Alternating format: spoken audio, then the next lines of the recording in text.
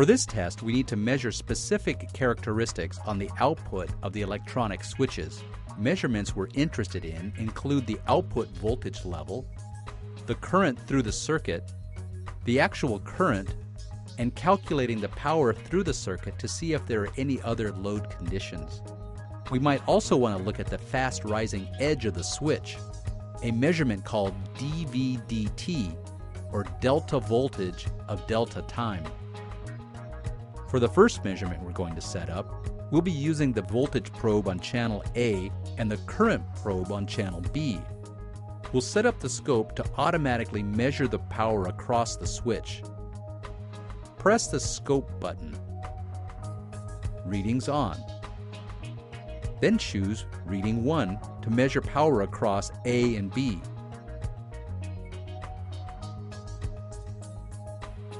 Selecting watts mode will give you the unit of measure you need. Scale the sensitivity on the input probe to 10 millivolts per amp, or whatever the current probe you have selected.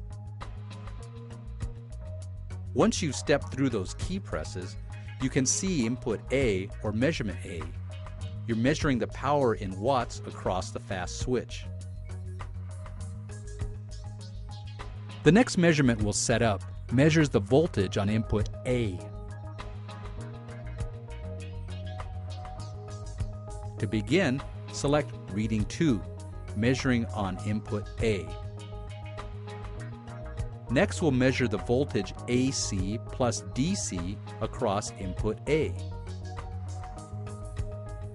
You can see the second measurement on input A, in this case 23.5 volts RMS. For our final measurement, we're going to look at the current on input B. Once again, select My Reading, then Reading 3. Choose input B. Now we're set up to measure current on input B. What you see on the screen are 3 independent measurements. Measurement 1 is looking at the power of channel A and B. Measurement 2 is looking at the voltage across the switch. And measurement 3 is of the current through the switch. By looking at those 3 measurements on that electronic switch, you can now accurately quantify those characteristics and make sure that those values or measurements are within the design characteristics of your system.